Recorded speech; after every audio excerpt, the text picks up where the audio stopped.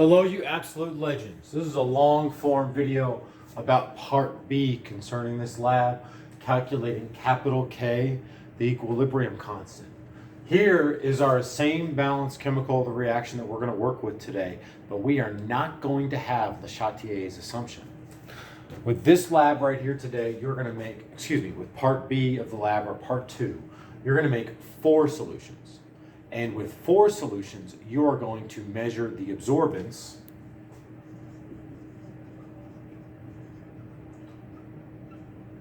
to calculate the molarity of Fe SCN.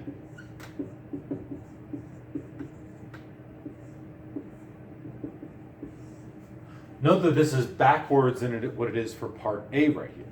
Now in part A, we had a 100-to-1 ratio. So we had the assumption that because it's 100-to-1, these guys are going to be ganged up and they are all going to be converted into FeSCN, the blood red molecule. But in part B, this ratio is going to be closer to 1-to-1.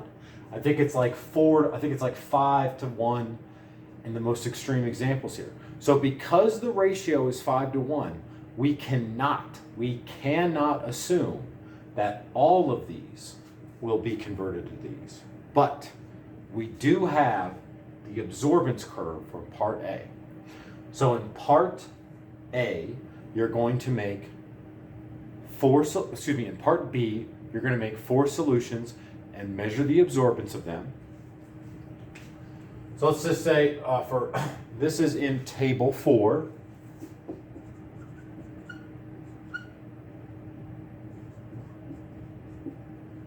Let's say for table 4, let's kind of walk through solution 1.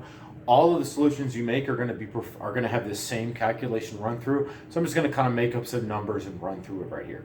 So you make up solution 1. It has 5 milliliters of this, 1 milliliter of that, and 4 milliliters of that. You mix it up, it becomes that beautiful blood red, and you measure the absorbance on there. And the absorbance measure for solution 1, I'm just going to make up a number, is 0.01. It's like the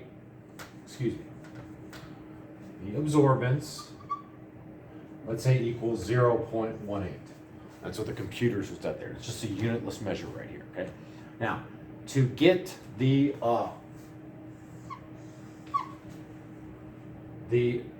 curve, the calibration curve you made in part A contains a graph with a best fit line of y equals mx plus b. Okay? Now these axes are labeled from your part A, and what's unique about this right here is we are going to I'm going to show kind of graphically how to do this math. You have the y equals mx plus b equation. The absorbance is on the y-axis. So this is where you plug in the number that comes out of Excel. So now your formula is 0.18 equals mx plus b.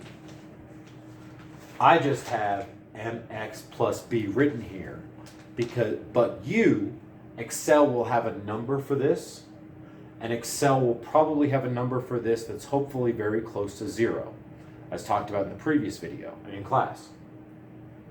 So if you know this number, if you know this number, and you know this number,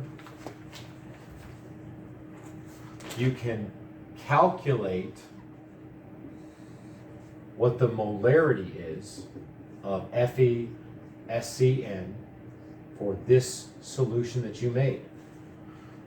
And the reason why we have to do it, the reason why we have to calculate this constant, the reason why we have to use this calibration curve for this solution in part B is because these are in a 1-to-2 ratio, or 1-to-5. So we cannot assume that all of these are going to get attacked and turned to these, only some of them. This is very, very common in science. We take something old historically that we measured and hoped to be true, that is this scatter plot, and the y equals mx plus b, and then we measure something new and compare it with what we already know. This is crucial right here. So what we have here from this right here for solution 1, we calculate the concentration of FeSCN, and I'm just going to put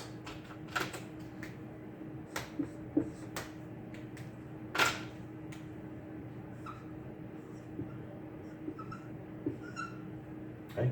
This is a made-up number. Well, it's not a made-up number. It's a real number, but I made it up just because we took the absorbance, calculated the concentration based on the graph from part A. This is the number that we need, and I'm trying to have a color coding here.